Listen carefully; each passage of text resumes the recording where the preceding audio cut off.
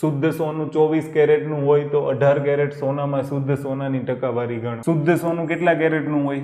24. 18 કેરેટમાં શુદ્ધ સોનું કેટલું હોય માંગ્યું છે તો 6 તેરી 18, 6 ચોક 24. ફ્રેક્શન કેટલું મળ્યું? 3/4 ગુણ્યા 100 નો કરે સીધું પર્સન્ટેજ ખબર પડી જાય કેટલા?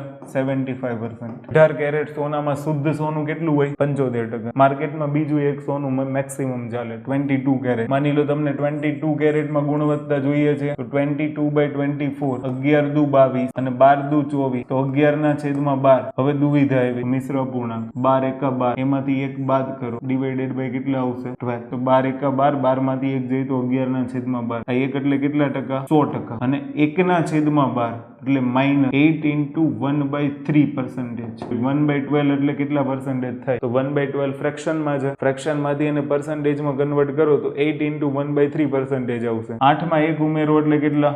9. 100 માંથી 9 બાદ કરો એટલે 91. છેદમાંથી અંશ બાદ કરો 3 માંથી 1 જાય તો 2 ડિવાઇડેડ બાય 3. 91 ગુણ્યા 2/3% જવાબ આવે.